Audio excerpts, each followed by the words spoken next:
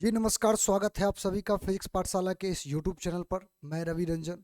और आज हम लोग न्यूक्लियर फिजिक्स का जो आखिरी पोर्शन है, जो आखिरी बातें हैं उसको आज करेंगे और साथ में न्यूक्लियर फिजिक्स को समाप्त करेंगे, है ना। न्यूक्लियर फिजिक्स में हम लोगों ने अभी तक जो पढ़ा था उसमें रेडियो एक्टिविटी के बारे में हम लोगों ने पढ़ा था। अभी हम लोगों को सबसे पहले देखना है लॉ ऑफ रेडियो एक्टिविटी, क्योंकि इससे पहले जितना भी था alpha beta, alpha plus sorry beta plus beta minus D के, ये सब चीज़ हम लोगों ने पढ़ रखा है। उसके बाद इलेक्ट्रॉन कैप्चर वगैरह हम लोगों ने सब कुछ पढ़ रखा है, ठीक ना। तो अभी हम लोगों को पढ़ना है क्या है, लॉ ऑफ रेडियो एक्टिविटी। उससे जो हमारे पास मैथमेटिकल फार्मूला आएगा उस फार्मूला को पढ़ेंगे और साथ में इसको समाप्त करेंगे। तो आज के बाद जो है आपका रेडियो एक्टिविटी, यानी रेडियो एक्टिविटी के साथ साथ आपका जो है न्यूक्लियर फिजिक्स भी क्या हो जाएगा, समाप्त हो जाएगा।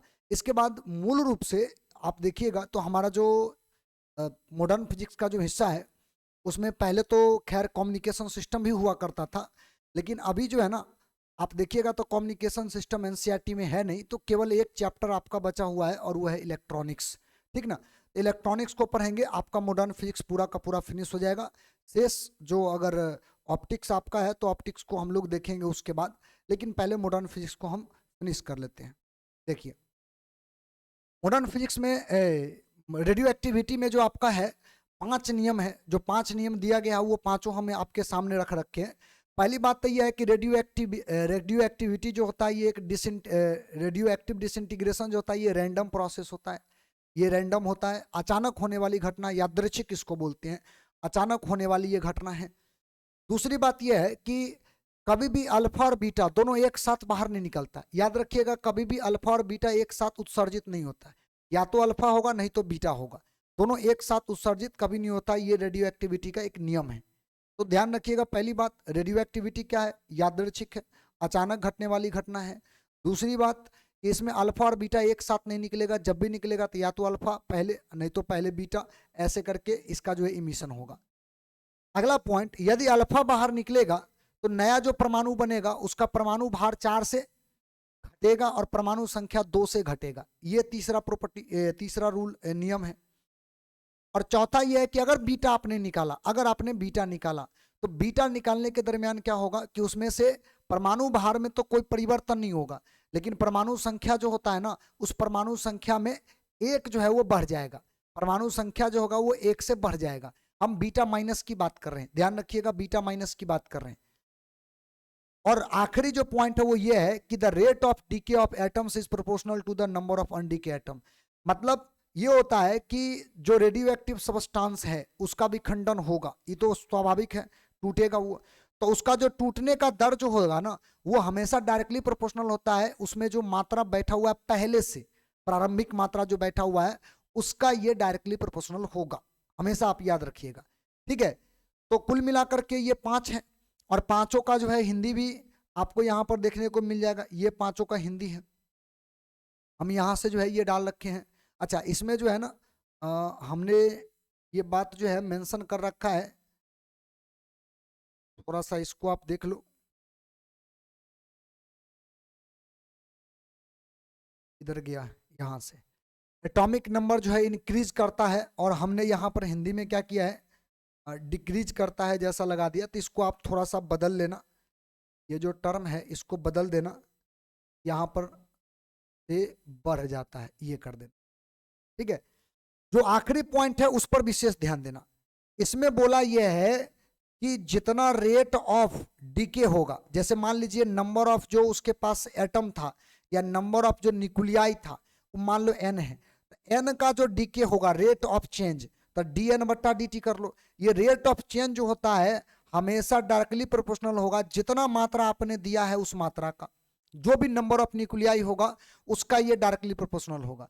मतलब ज्यादा मात्रा होगा तो ज्यादा रेट ऑफ चेंज होगा, और कम मात्रा होगा तो कम रेट ऑफ चेंज होगा, लेकिन ये धीरे धीरे घटेगा, इसीलिए इसके आगे माइनस लगा देना, इसीलिए इसके क्या आगे क्या करना है, माइनस। तो जो ये भाषा में बोला है ना वही बात हमने यहाँ पर लिखा है, ठीक है। तो पहली बात, अगर आप चाहे तो इसका स्क्रीनशॉट ले सकते हैं, पहले जो इनका इंग्लिश मीडियम है तो आप इसका पहले स्क्रीनशॉट ले लो, ठीक है। और दूसरा जो आपका है वो हिंदी मीडियम के लिए ये है, लेकिन इसी के जस्ट नीचे से हम अब ये बात करना शुरू करते हैं, इसी के नीचे से एक बात बताना, प्रोपोर्शनल साइन हम लोग जब जब हटाते हैं तो कोई कांस्टेंट लगाना पड़ता है, ये तो तय है। तो यहाँ भी ये कांस्टेंट लगाएंगे हम लोग लेमडा, हम यहाँ पर लेमडा लगाएंगे, और ये तो आपका एन है, और वो माइनस जो है वो घटने का सिंबल है, चूंकि घट रहा है तो उसका ये सिंबल है। तो डी एन बट्टा डी टी बराबर माइनस लेमडा इंटू एन, ये हमारा टर्म आएगा यहाँ से। हम चाहते ये हैं कि अभी शेष विखंडित होने के बाद कुछ समय के बाद, अगर हमसे ये पूछा जाए कि कुछ समय के बाद विखंडन हुआ है तो हमारे पास शेष अब कितना न्यूक्लियस बचा है, ये निकालने के लिए क्या फॉर्मूला है। तो उसके लिए आपको इसको करना पड़ेगा इंटीग्रेशन। तो हमारे पास जो फॉर्मूला आया है, चूंकि हमारे पास फॉर्मूला जो आया वो डी एन बट्टा डी टी आया है बराबर माइनस लेमडा इंटू एन है। हम एन को उधर फेंकते हैं, डी टी को इधर फेंकते हैं, तो यहाँ से हो जाएगा डी एन बट्टा n is equal to minus lambda into d t. हम इंटीग्रेट करते हैं दोनों साइड, इंटीग्रेट बोथ साइड, दोनों ओर हम क्या करेंगे, इंटीग्रेशन करेंगे, समाकलन करेंगे, दोनों ओर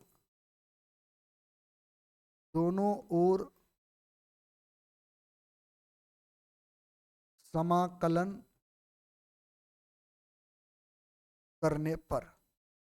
तो समाकलन करोगे तो क्या होगा, देखो समाकलन करने के बाद क्या होगा, आपका ये डी एन बट्टा एन, इसका इंटीग्रेशन इधर होगा, इधर लेमडा इंटू डी टी, इसका इंटीग्रेशन होगा, इसका 0 से लेकर के आप टी तक इंटीग्रेट कर दो, और इसका एन 0 से लेकर के एन तक, मतलब शुरुआती दौर में एन 0 था, फाइनल बचा एन, तो हम इसको इस तरह से इंटीग्रेट कर देते हैं।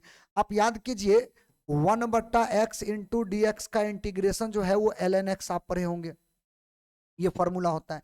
उसी पैटर्न पर अगर हम यहाँ पर लिखना चाहें तो 1 बट्टा एन इंटू डी एन, क्या इसको हम एल एन नहीं बोल सकते हैं, एल एन और n, l n of n ऐसे लिख सकते हैं। और इसका लिमिट जो है कहाँ से कहाँ तक है, एन 0 से लेकर के एन तक, ये शुरू मात्रा ये फाइनल मात्रा। अच्छा लेमडा कांस्टेंट है तो बाहर हो जाएगा, dt का इंटीग्रेशन t होता है, टाइम 0 से t तक लेगो तो वही होगा। तो ये तो खैर आपका जो डाटा है वो डाटा वही रह जाएगा, वो चेंज होने वाला नहीं है। चलिए अब आते हैं आगे, इसी इंटीग्रेशन को आगे बढ़ाते हैं। तो एक बार एल एन, एन के जगह पर एन 0, सॉरी पहले तो अपर लिमिट रखाएगा ना, एन रखाएगा, और एक बार आप यहाँ पर एन 0 करेंगे, लोअर लिमिट रखेंगे, एक बार अपर लिमिट एन के जगह, एक बार लोअर लिमिट, ये रखाएगा, बराबर माइनस लेमडा इंटू टी बन जाएगा, क्योंकि इसमें अगर आप टी और 0 रखेंगे तो टी ही रहेगा। ये एक लॉगरिथम के फॉर्मूला पर टूटेगा, और logarithm a log l n a minus l n b बराबर जो होता है फॉर्मूला, वो एल एन बट्टा l n into l n of l n बट्टा एन 0, यानी ए बट्टा बी, अगर यहाँ ए और यहाँ बी रहता तो ए बट्टा बी इस तरह से लिखाता है, ये is equal to minus lambda into t. अगर एल एन को हटाते हैं तो उधर जो है ना वो पावर में चला जाएगा, ये टर्म पूरा पावर में चला जाएगा, और इसका बेस नीचे आ जाएगा, यानी एन बट्टा एन 0, इसको एंटी लॉग बोलते हैं। तो इसको उधर ले जाओगे तो ई का power minus lambda into T हो जाएगा, इसका बेस जो है इसके पावर के रूप में चला जाता है। अब आपके पास यहाँ से n बराबर जो आएगा वो आएगा n 0 ई का power minus lambda into T. तो इसमें हमने इंटीग्रेशन और खास करके लॉगरिथम, ये दोनों का कॉन्सेप्ट लगा करके ये फॉर्मूला लाया है। वेयर आप ये बात याद रखिएगा, n का मतलब जो होता है ये होता है फाइनल अमाउंट, जो न्यूक्लियस का फाइनल अमाउंट होगा ना, अंतिम मात्रा, अंतिम मात्रा। और ये जो n 0 है, n 0 इसका मतलब होता है initial amount, initial amount, amount प्रारंभिक मात्रा, ये जो है इसको बोलते हैं प्रारंभिक मात्रा। तो फाइनल अमाउंट और इनिशियल अमाउंट, ये दोनों अमाउंट जो है इसमें आपको फाइनल जो है पूछता है कि बताइए फाइनल अमाउंट कितना बचा, तो उसको निकालने के लिए आपके पास ये फार्मूला है, इसी फार्मूला के द्वारा आप निकाल सकते हैं। तो पहली बात, ये फार्मूला जो आया है इसका आप स्क्रीनशॉट ले लीजिए, और ये फार्मूला आपको वेरीफाई करने भी आना चाहिए। यहाँ तक हो गया। अब अगला जो पोर्शन है इसका भी आप स्क्रीनशॉट ले लो, ये हमारा मेन फार्मूला हो गया, ठीक है। अच्छा अब पॉइंट यहां से हमारा ये है कि जो हम लोगों ने अभी लाया है इस फार्मूला को, हम इस फार्मूला से निकालना चाहते हैं अर्ध आयु। देखो एक बात याद रखना, अर्ध आयु निकालने का जो कॉन्सेप्ट है वो इसलिए दिया जाता है, अर्धआयु का मतलब ये होता है कि रेडियो एक्टिव एलिमेंट है, मान लो कोई, तो रेडियो एक्टिव एलिमेंट जब भी टूटेगा ना, तो एक बार जैसे कि मान लो ये आधा टूटा, तो आधा टूटने में मान लो इसको लगा 10 दिन, 10 डे लगा, ठीक है। मान लो ये 1 किलोग्राम था, अब बचा कितना, आधा किलोग्राम।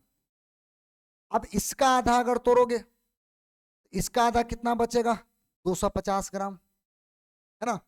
इसका आधा जो होगा वो 250 ग्राम, या इसको आप ऐसे भी बोल सकते हो 1/4 kg। तो 1 किलोग्राम का आधा टूटने में अगर 10 दिन लगा है, तो इसका भी आधा टूटने में 10 से दिन लगेगा, फिर इसका भी आधा टूटने में 10 से दिन लगेगा। इसीलिए खास करके रेडियो एक्टिव सब्सटेंस की बात होता है, तो उसमें आयु जो है ना वो अर्ध आयु में निकाला जाता है, बात समझे। इसीलिए ये प्रक्रिया बहुत लंबा चलता है, माने आपका ये जल्दी जो है जीरो होता ही नहीं है, खत्म होता ही नहीं है, क्योंकि आधा आधा आधा आधा करके ये क्या है, लगातार टूट रहा है। तो इसीलिए ये जो प्रक्रिया है ना वो कॉन्टिन्यूअसली लगातार जो है ये चलते रहता है बेसिकली। तो कुल मिलाकर के हमारा जो अर्ध आयु होता है, अर्ध आयु का मतलब भी होता है कि पहले के मात्रा का आधा टूटने में जितना समय लगेगा उसको अर्ध आयु बोलते हैं। जैसे कि अगर मान लीजिए हम अर्ध आयु निकालना चाहते हैं, तो मान लेते हैं शुरुआती दौर में, चूंकि एन का मान जो शुरुआती दौर में जो आपका था एन का मान, वो एन का मान मान लेते हैं n0 था, और हम आधा इसको तोड़ना चाहते हैं, तो आधा तोड़ना चाहते हैं तो मान लीजिए आप जो है अब जो शेष बचा वो शेष बचेगा कितना, n0/2। शुरू में n0 था, तो अब शेष आधा बचा तो n0/2। इसका मतलब टाइम जो आप लीजिएगा वो टाइम आधा टाइम होगा, और इस टाइम को हम टी हाफ बोल देते हैं, टी हाफ बोल देते हैं। अगर टाइम हाफ है तो उस समय हमारा n यानी शेष बचा हुआ भाग n0/2 आएगा। और अभी जस्ट हम लोगों ने एक फार्मूला देखा था, अभी हम लोगों ने जो फार्मूला देखा था, चूंकि n बराबर जो हमारा आया था n0 e का power minus lambda into t, ये आया था। हम अगर यहाँ से इसीलिए n के जगह पर ये वाला वैल्यू पुट कर दें, n0/2 इसको हम पुट कर दें, तो ये हो जाएगा n0 e का power minus lambda into T, और टी के जगह पे यहाँ पे हाफ, टी हाफ रखना पड़ेगा। ये सिंबल है हाफ लाइफ का पहचान का, ये सिंबल है। अब गौर कीजिए ये और ये कट जाएगा, तो हमारे पास इधर क्या बचेगा, 1/2 इज इक्वल टू ई का पावर माइनस लेमडा, और यहाँ से टी हाफ बचेगा। अब इसी फॉर्मूला को हम अगर फिर से लॉग का रिवर्स प्रक्रिया करें, एंटी लॉग उल्टा करें, ठीक है, माने यहाँ पर लॉगरिथम कर दें, एंटी लॉग नहीं बोलेंगे, तो लॉग अगर करेंगे तो ln जो होगा ना इधर, माने ln ऐसे करके अगर आप लिखोगे तो ln जो होगा 1/2 इसका बेस यहाँ पर रहेगा, और इसका जो बेस होता है वो ई रहता है। ऐसे ई जो है वो दर्शाना है नहीं, लेकिन मान लीजिए हम यहाँ पर इसको जो है इस तरह से लिखते हैं तो हमारा ये आएगा प्रक्रिया। चलो, तो इसीलिए हम डायरेक्ट यहाँ पर 1/2 करते हैं, ln लगा दिए तो। और दूसरे साइड में अगर आप ln लगाओगे, अगर दूसरे साइड में अगर आप ln लगाओगे, इधर वाला अगर ln लगाओगे, तो ये आपका जो है ना ई खत्म हो जाएगा, केवल ये बचेगा, ये वाला टर्म बचेगा लॉग लगाने के बाद। ध्यान रखिएगा ये लॉग के कॉन्सेप्ट है, ठीक ना। तो इधर बचेगा क्या, माइनस लेमडा, और यहां से बचेगा आपका टी हाफ। हम एक काम करते हैं, क्योंकि हमको टी हाफ का फॉर्मूला चाहिए, तो टी हाफ का फॉर्मूला निकालने के लिए हम क्या करते हैं, ये माइनस लेमडा को उधर ले चलते हैं, ये minus ln 1/2 divide by lambda हो जाएगा। ये माइनस को अगर ऊपर फेंकते हैं तो हमारा एक और लॉगरिथम का कॉन्सेप्ट होता है, ln इसका पावर 1/2, इसका वैल्यू जो है 1/2, और इसका पावर -1 कर देंगे, ये माइनस को ऊपर ले जाएंगे तो ये -1 हो जाएगा बट्टा लेमडा। इससे क्या होगा ना कि आपका ये जो ये टी हाफ सिंबल जो है अर्धायु का सिंबल है, इसका मतलब ये हुआ कि ln 1/1/2, इसको तो हम लिख ही सकते हैं, पावर जो है आप अगर ऐसे लिखते हैं तो इसको ऐसे लिख सकते हैं। अब तीसरा बट्टा उछल के ऊपर जाएगा, तो तीसरा बट्टा उछल के ऊपर जाएगा तो ये आपका बनेगा ln2 और डिवाइड बाय लेमडा, और ln2 का जो वैल्यू होता है ये आपका होता है 0.693 अपॉन लेमडा। तो टी हाफ का ये फॉर्मूला हो गया। वेयर आप एक बात और याद रखिएगा, ये हमारे ख्याल से छूट गया, वेयर ये जो कांस्टेंट है इसको बोलते हैं डिसइंटीग्रेशन कांस्टेंट, डिसइंटीग्रेशन कांस्टेंट, ठीक है। इसको हम लोग हिंदी में बोलते हैं विखंडन नियतांक। ध्यान रखिएगा, इसको हम लोग बोलते हैं विखंडन नियतांक। तो ये आपका अर्ध आयु का फॉर्मूला हो गया। ये जो आपका यहाँ से आया है टी हाफ, इसको हम लोग हाफ लाइफ बोलते हैं, हाफ लाइफ, अर्ध आयु, अर्ध आयु। तो ये अर्ध आयु जो है, अर्ध आयु, अर्ध आयु, ये अर्ध आयु का फॉर्मूला हो गया, ये अर्ध आयु का फॉर्मूला हो गया। तो अर्ध आयु का जो बात है इसको आप यहां से नोट करो, ये जो है इसको आप पहले यहां से नोट करो, और ये डाटा डेफिनेशन के साथ साथ जो है वेरिफिकेशन भी आपको तैयार रहना चाहिए, ठीक ना। कभी कभार ये 2 नंबर में पूछ देता है। तो एक पॉइंट तो आपका ये रहा जो अर्ध आयु निकलवाता है, तो अर्ध आयु आपको जो है निकालने आना चाहिए। देखो सबसे महत्वपूर्ण बात ये होता है इसमें कि आपको कुछ फार्मूला जो है वो ऑब्जेक्टिव के लिए भी आता है, और डायरेक्ट भी अगर फार्मूला देखिएगा तो पूछ देता है। डायरेक्ट फार्मूला आपसे पूछ देगा कि ये फार्मूला कहाँ से आया, ये किसका फार्मूला है ना, हाफ लाइफ का फार्मूला क्या होता है। तो इस तरह से अगर पूछ दे तो ये फार्मूला जो है डिराइव जिसको आएगा तो फार्मूला तो याद रहबे करेगा। तो 2 चीज आपको हमने बताया, एक कि नंबर ऑफ जो एटम है या न्यूक्लियस है वो कितना होगा रिएक्ट होने के बाद कुछ समय के बाद, तो वो n बराबर n0 e to the power minus lambda t आया, एक वो जो कि हम लोगों ने रेडियो एक्टिविटी के जो नियम थे वहां से निकाले थे। और एक जो तुम्हारा फार्मूला आया वो टी हाफ का फार्मूला आया जो ये आया, और ये बहुत सामान्य कैलकुलेशन है, खाली बस आपको जो है लॉगरिथम वगैरह का जो ये फंडा आना चाहिए।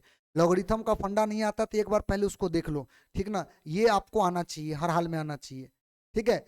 अच्छा अब आपका जो है एक आखिरी जो बात है वो जो बचा हुआ है जो हम लोगों को देखना है, और वो टॉपिक है एवरेज लाइफ। क्योंकि आपका अभी हम जो बता रहे थे कि मान लो यहाँ पर जैसे 1 किलोग्राम बचा, 1 किलोग्राम है, तो आधा टूटने में यानी कि आधा किलोग्राम टूटने में जो है कुछ टाइम लगेगा, टी हाफ लगेगा यही। फिर इसका आधा टूटने में जो है यानी 1/4 होने में जो है, 1/4 होने में जो है इसको फिर से टी हाफ लगेगा, फिर इसका आधा टूटने में टी हाफ लगेगा। ऐसा करते करते ये इन्फिनिट तक चलेगा।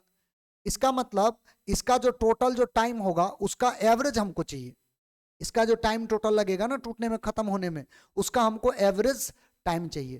तो एवरेज टाइम निकालने का जो मैथमेटिकल फॉर्मूला होता है, एवरेज टाइम निकालने का जो मैथमेटिकल फॉर्मूला होता है वो होता है ये टी एवरेज बराबर integration of t into d n. D n बोले तो वो जो आपका नंबर ऑफ एटम जो था या न्यूक्लियस जो था टूट रहा था उसका आपका छोटा वैल्यू, और बट्टा टोटल न्यूक्लियाई। टोटल न्यूक्लियाई बोले तो इनिशियल फेज में आपने कितना मात्रा दिया था वो आपको यहाँ पर रखना है। तो इस फार्मूला से यानी 0 से इनफाइनाइट तक अगर आप सॉल्व करोगे तो इस फार्मूला से आपको एवरेज टाइम जो है वो निकल जाएगा। एवरेज टाइम निकालेंगे कैसे, देखिए एवरेज टाइम निकालने के लिए आपको जाना पड़ेगा, क्योंकि हमारे पास एक फार्मूला था n बराबर n0 e to the power minus lambda t. अगर हम इस फार्मूला को टाइम के रिस्पेक्ट में डिफरेंशिएट कर दें, और हमको चाहिए यहां से dn है n, हमको dn चाहिए, तो dn निकालने के लिए क्या करेंगे, डिफरेंशिएट करेंगे, ठीक ना, differentiate both side with respect to time, ठीक ना, समय के सापेक्ष, समय के सापेक्ष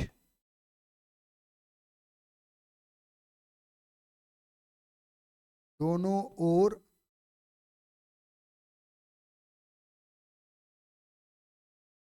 अवकलन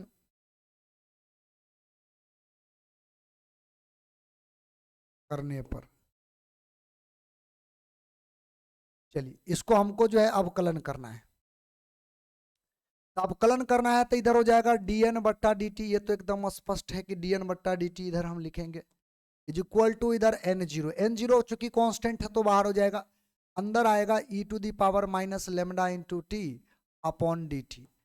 तो इसका ये तो खैर डिफरेंशिएशन में जैसे है वैसा ही लिखा जाएगा, बट्टा dt इज इक्वल टू ये n0। इसका जब आप डिफरेंशिएशन करेंगे तो इसका डिफरेंशिएशन जो होता है वो जैसे है वैसा ही हो जाएगा, खाली इसका जो टाइम का कोफिशिएंट है वो बाहर हो जाएगा, माने माइनस लेमडा जो है ये बाहर हो जाएगा, ठीक है। और ये आपका e to the power minus lambda into t, ये इसका डिफरेंशिएशन हो जाएगा, जैसे है वैसा ही हो जाएगा। अब हमें जो है ना पूरा डाटा जो लेना होता है, दरअसल ये जो डाटा हमको लेना है, इस डाटा में हमको माइनस नहीं लेना है। यानी कि हमारा ये जो टर्म आएगा, जो भी डिफ्रेंशिएट करके हम लाएंगे, इसका हमको जो है ना केवल मैग्नीट्यूड चाहिए। हमको ये नहीं बताना है कि घट रहा है कि बढ़ रहा है। तो हम इसका जो है मॉड ले लेंगे, इसका मॉड ले लेंगे। तो इसका मॉड लेंगे, डेट मीन्स ये भी आपका क्या होगा, मॉड में आ जाएगा। तो मॉड जब आप लोगे तो ये वैल्यू जो है माइनस में जो आया है ये प्लस हो जाएगा। पावर नहीं, पावर को प्लस मत कर देना, इसको केवल प्लस करना। तो आपका यहाँ से dn बराबर क्या आ जाएगा, ये dt को उधर फेंको तो ये आपका हो जाएगा n0 lambda e to the power minus lambda into t into d t. ये हमारा dn का वैल्यू आ जाएगा। और यही वैल्यू हमको चाहिए ताकि इस पर रख करके हम एवरेज पावर निकाल सकते हैं।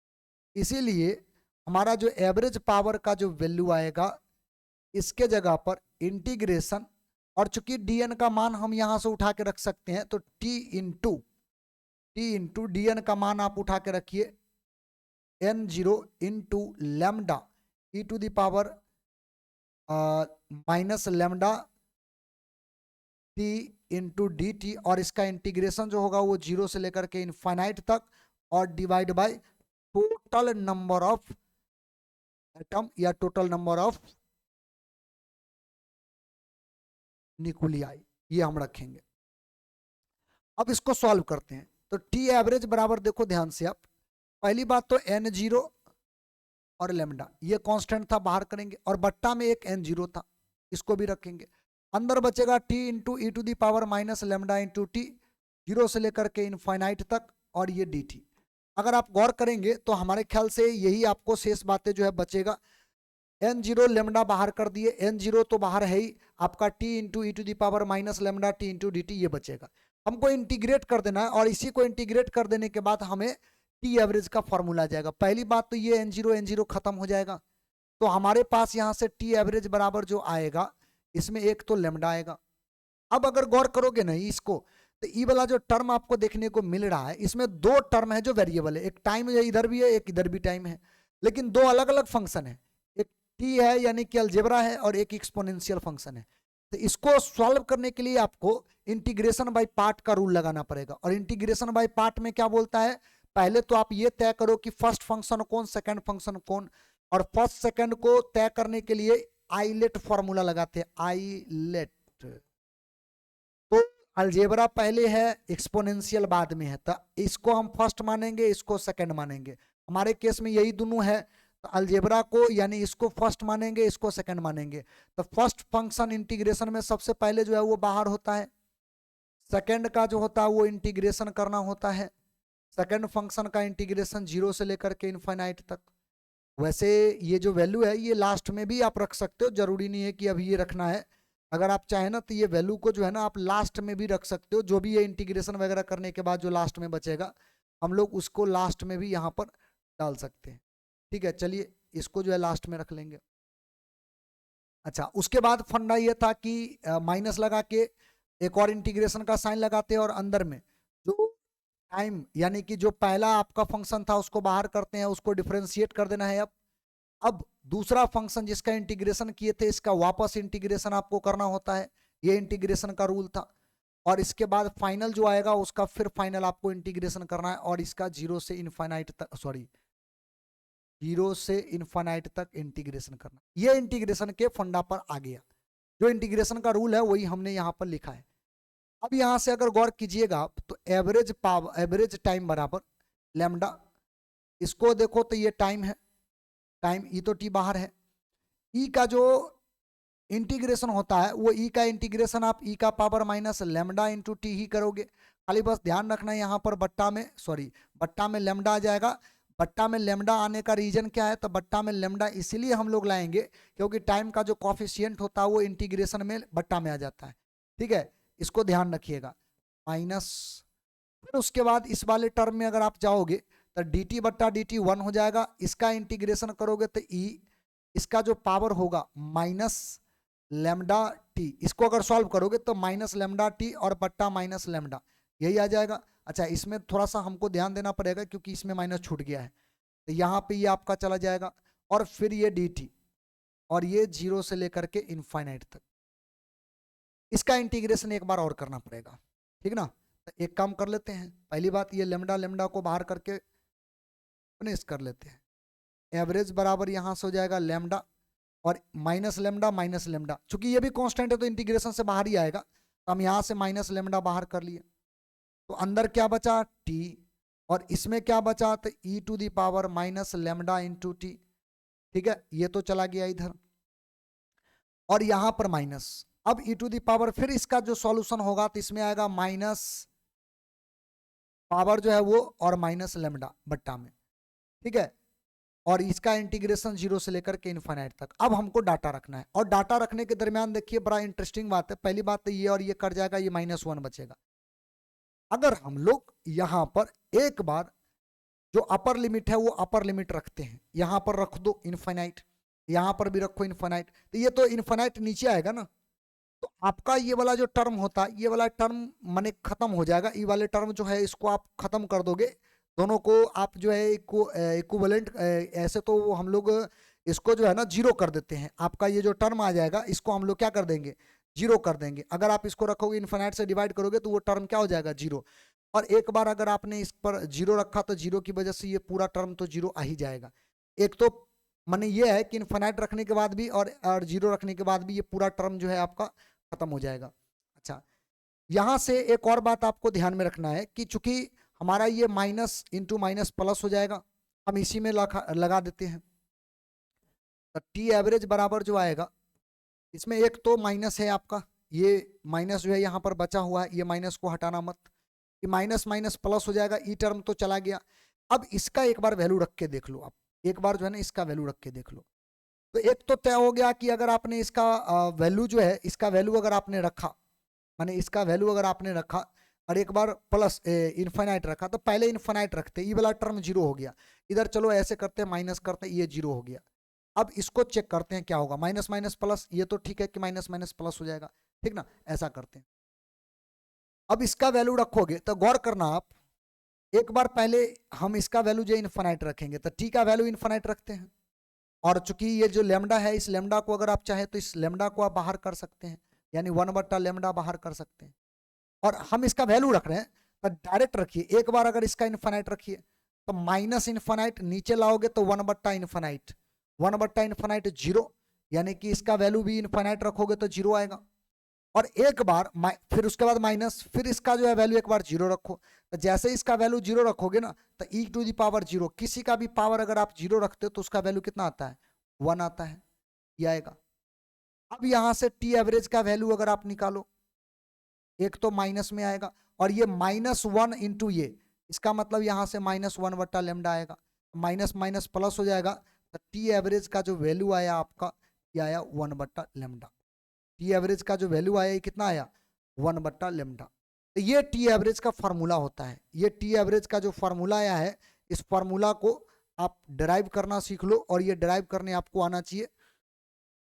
एक ये पेज है, इसका आप स्क्रीनशॉट लो, फिर आपका जो लास्ट पेज है वो ये है, इसका आप स्क्रीनशॉट लो। और एक ऑब्जेक्टिव क्वेश्चन है जो आपको विशेष तौर पे ध्यान रखना है, इससे जुड़ा हुआ, ये आखिरी पॉइंट, और इसके बाद आपका न्यूक्लियर फिजिक्स फिनिश खत्म।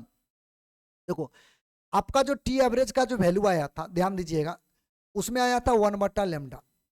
और आप लोगों ने एक और चीज पढ़ा है इससे जस्ट पहले अभी, टी हाफ लाइफ का जो फॉर्मूला हुआ था 693/लेमडा, ऐसा करके कुछ आया था। अगर हम इन दोनों को कंबाइन करें, माने दोनों को अगर एक साथ रखने का प्रयास करें और देखें कि हमारे पास जो है क्या वैल्यू आता है, माने दोनों में रिलेशन, टी एवरेज और हाफ लाइफ में क्या रिलेशन आता है, तो देखो इन दोनों को अगर लिखना चाहते हो तो गौर करना आप, यहां से इस वाले फंडा को, माने यहां से 1/लेमडा बराबर आप क्या लिख सकते हो, 1/लेमडा बराबर टी हाफ अपॉन 0.693, ऐसे आप लिख सकते, सही है। अगर हम यहां से 1/लेमडा बराबर इसके जगह पर हम लिखना चाहें तो टी एवरेज बराबर देखो क्या आएगा, ये आ जाएगा T half upon 0.693। That means अगर आप इसको सॉल्व कीजिएगा ना, ये आपका जो है 1.41 के आसपास या 44 के आसपास आ जाता है, ये टी हाफ के साथ मल्टीप्लाई हो जाएगा इस तरह से।